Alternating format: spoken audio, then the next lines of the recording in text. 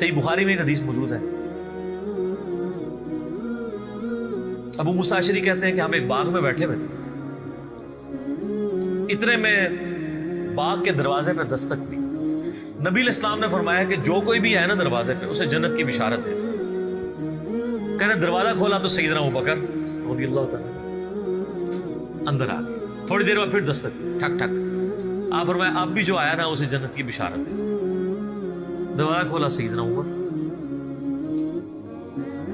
پھر تیسری دفعہ جب دستک ہوئی تو نبی علیہ السلام فرمایا اب جو کوئی آئے نا اسے جنت کی بشارت دو، لیکن ان مصیبت اور پریشانیوں کے ساتھ جن سے اس کو گزرنا پڑے گا۔ تو کہتے ہیں میں نے دروازہ کھولا تو حضرت عثمان تھے، اور میں نے کہا کہ رسول اللہ نے آپ کے بارے میں یہ کہا کہ جنت ہے لیکن آپ کی جنت تکلیف کے ساتھ جڑی ہوئی ہے۔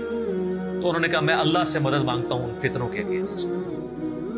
اسی کا ایک طریق صحیح بخاری میں، اس میں اسی طرح یہ الفاظ ہیں، پہلے حضرت ابوبکر آئے پھر حضرت عمر آئے، اور اس میں یہ الفاظ ہیں کہ نبی علیہ السلام ایک کنویں کی منڈیر پہ بیٹھے ہوئے تھے۔ پرانے زمانے میں وہ کنویں ہوتے تھے نا، ابھی بھی آپ دیکھیں نا بڑے کنویں ہوتے ہیں، قلعہ اور طاس میں بنے ہوئے ہیں، تو اس کی وہ جو باہر منڈیر نکلی ہوتی ہے نا دیوار چھوٹی سی، اس پہ آپ علیہ السلام بیٹھے ہوئے تھے۔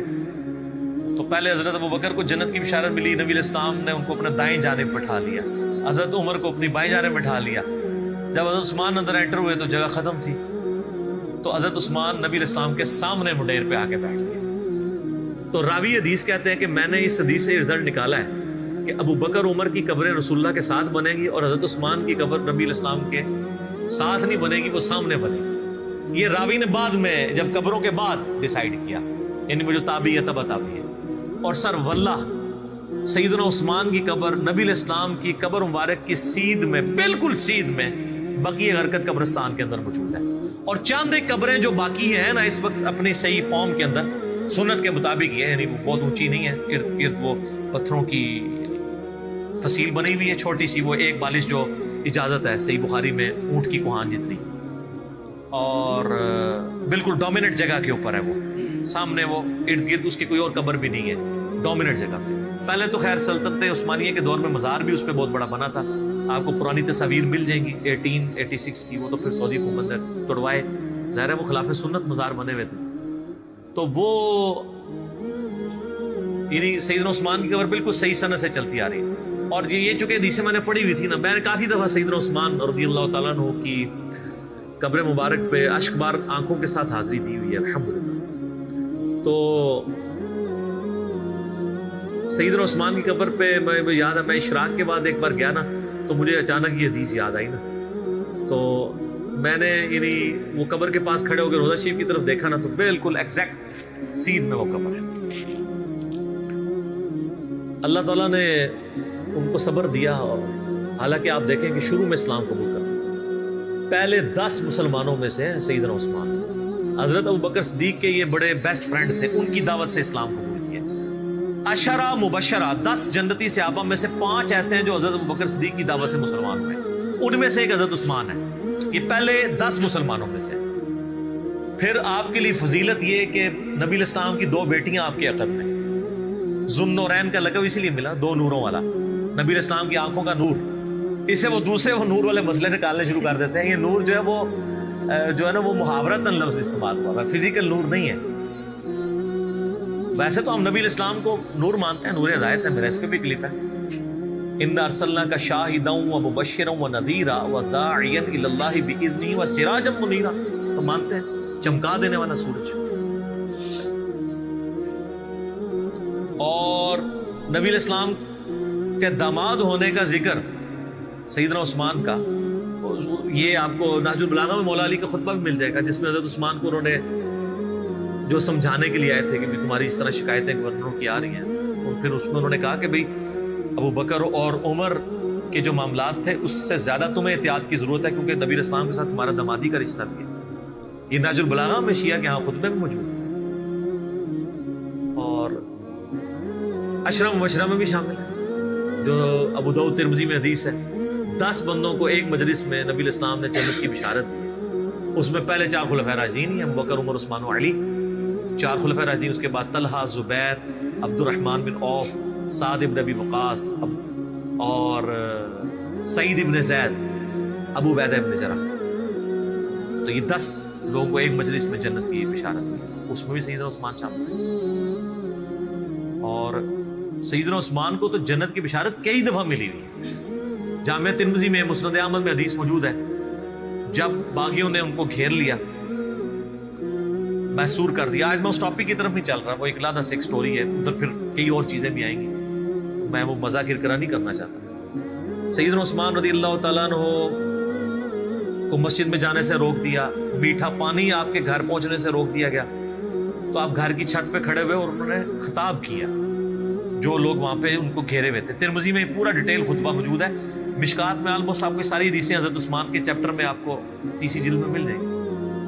تو ان کا لوگوں، میں تمہیں اللہ کی قسم دیتا ہوں اور اسلام کا واسطہ دے کے پوچھتا ہوں، کیا تمہیں یاد نہیں ہے کہ نبی علیہ السلام جب مدینہ شریف ہجرت کر کے آئے تھے تو مسلمانوں کے لیے میٹھے پانی کا کنواں نہیں تھا، اور نبی علیہ السلام نے کہا تھا کہ کون ہے کہ جو کنواں لے کر وقف کرے اور جنت میں سے بہتر کنواں لے لے، تو میں نے اپنے حلال مال سے وہ کنواں خرید کے وقف کیا۔ تو سب نے کہا کہ ہم گواہی دیتے ہیں کہ آپ کے لیے بشارت تھی۔ کون گواہی دے رہے ہیں؟ جو مخالفین ہیں، پروٹیسٹ کرنے آئے ہیں۔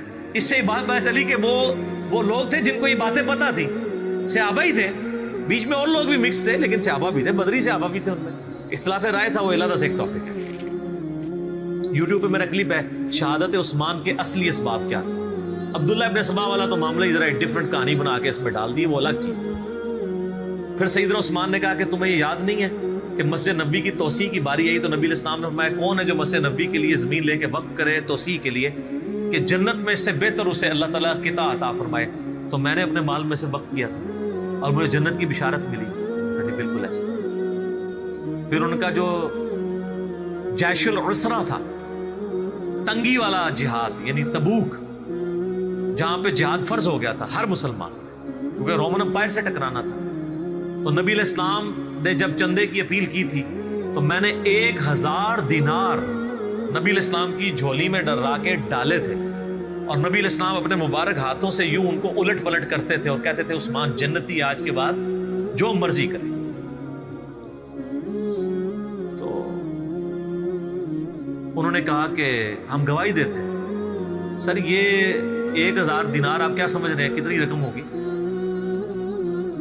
کیلکولیٹ کر کے دیکھیے گا۔ 20 دینار 7.5 تولے سونا ہوتا تھا۔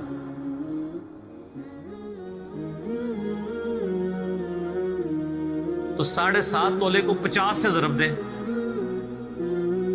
450 کے قریب، بلکہ اس سے بھی زیادہ۔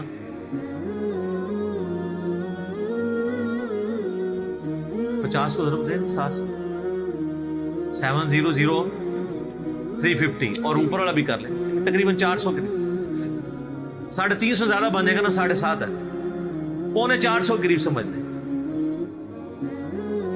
450 تولہ سونا۔ اور آج کل کیا ریٹ چل رہا ہے؟ 70,000 ہے۔ ہاں، تو یہ 2.5 کروڑ سے زیادہ رقم بنتی ہے آج کی، اگر 70 لگائیں گے تو جا کے گھر صاف کر لیجیے گا۔ 2.5-3 کروڑ رقم بنتی ہے جو حضرت عثمان نے غزوہ تبوک کے موقع پر دی، اور نبی علیہ السلام نے جنت کی بشارت۔ انہوں نے کہا ہاں جی بالکل آپ کو جنت کی بشارت ملی تھی اس بات میں۔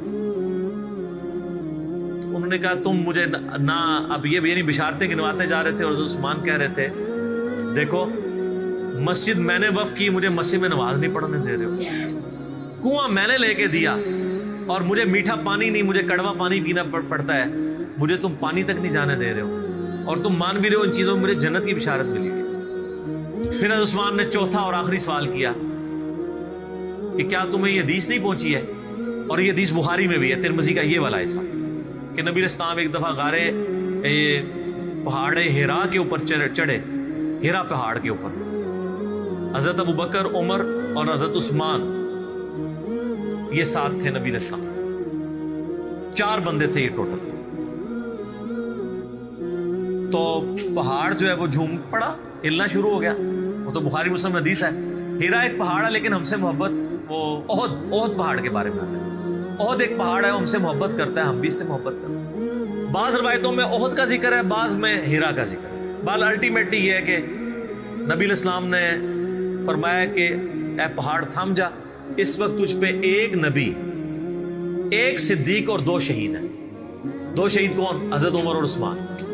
جو مسلم کی حدیث ہے اس میں یہ ہے کہ حضرت علی بھی تھے، طلحہ بھی تھے، زبیر بھی تھے۔ تو نبی علیہ السلام نے فرمایا کہ اس وقت تجھ پر انبیاء، شہداء اور صدیق کے علاوہ کوئی نہیں ہے۔ اس سے یہ بھی نبی علیہ السلام نے غیبی خبر دے دی کہ یہ باقی سارے شہید ہونے والے ہیں۔ حضرت طلحہ بھی شہید ہوئے ہیں جنگ جمل میں، حضرت زبیر بھی، اور مولا علی بھی، اور سیدنا عثمان بھی۔ تو انہوں نے کہا ہاں آپ کو شہید ہونے کی خبر دی تھی۔ تو انہوں نے کہا اللہ کی قسم، رب کعبہ کی قسم، میں کامیاب ہو گیا۔ میں نے تم سے یہی منوانا تھا کہ نبی علیہ السلام نے مجھے شہید کہا ہوا ہے، میں شہید ہوں۔ لیکن خیر ترمذی میں تو ادھر ہی ہے، باقی آپ تاریخی روایتیں پڑھیں گے اور باقی کتابیں دیکھیں گے، اس میں آپ کو ملے گا کہ وہ کہتے ہیں کہ حضرت یہ باتیں ساری صحیح ہیں لیکن اب آپ بدل چکے ہیں۔ نہیں، وہ جیسا ہمیں بھی کہتے ہیں کہ حضرت باتیں تو آپ کی ٹھیک ہیں لیکن کے بعد پھر اس طرح کی باتیں شروع ہو جائیں۔ تو یعنی بدقسمتی جب کسی پہ چھائی ہو، ورنہ دیکھیں ایک شخص جس کی 82 سال عمر ہے اور اس کی زندگی پوری قربانیوں سے تعبیر بھری پڑی ہوئی ہے، کہیں بشری تقاضے کے تحت کوئی مسئلہ مس ہینڈل تو اس سے ضرور ہو سکتا ہے، لیکن آپ اس کی نیت کے اوپر یا اوورآل پوری زندگی کو تو 0 سے ملٹیپلائی نہیں کر سکتے۔ یہی وجہ ہے کہ جو ایران والوں نے فلم بنائی ہے مختار سقفی پہ، اس میں بھی جو حضرت معاویہ رضی اللہ تعالیٰ عنہ اور شیعان علی کا اختلاف دکھایا ہے وہ اسی بات پہ کہ آپ نے خلفاء کے طریقے کو چھوڑ دیا اور اس میں وہ تینوں خلفاء کو رسپیکٹ دیتے۔ پھر حضرت علی علیہ السلام کی زندگی کے آخری 10 سال پہ ایک فلم ہے 22 قسطوں پہ، امام علی علیہ السلام، اس میں انہوں نے حضرت عثمان کا بھی، چونکہ ان 10 میں سے سمجھ لیں 4-5 سال تو عثمان کی بھی خلافت کے ہیں، حضرت عثمان کا بھی انہوں نے بڑا پازیٹیو کریکٹر دکھایا ہے اور یہ بتایا کہ اصل کلپرٹ جو ہے وہ مروان بن حکم تھا۔ حضرت علی حضرت عثمان کو سمجھاتے تھے تو پھر وہ اپنے فیصلوں کو بھی ریورٹ کرتے تھے، یعنی ان کی نیت میں تھی، لیکن ظاہر ہے کہ وہ ایک حضرت عمر والی مینیجریل سکل نہیں تھی۔ 72 ایئرس کی عمر میں چونکہ خلیفہ بنائے گئے تھے، ایک ایجنٹ تھے، تو بہرحال 82-83 ایئرس ایج ہے اور ایک شخص نے پوری زندگی یعنی اسلام قبول کیا، تو ان کا چچا ان کو مارا کرتا تھا، اتنی تکلیفیں کاٹی ہیں، سابقون الاولون میں سے، تو آخری وقت میں آ کے کیوں انہوں نے ایسا کرنا تھا کہ وہ نفس کے ہاتھوں مغلوب ہو جاتے ہیں، جن کی پوری زندگی اسلام کی خدمات پہ تھی اور نبی علیہ السلام نے کئی مواقع پہ انہیں جنت کی بشارت بھی دی۔ بال انہوں نے اپنے سیلف ڈیفenس میں کچھ بھی نہیں کیا، ورنہ 300 بندے کو ہٹانا کو مسئلہ نہیں تھا، لیکن وہ چاہتے تھے مدینہ تو رسول میں میری وجہ سے خون نہ بہے۔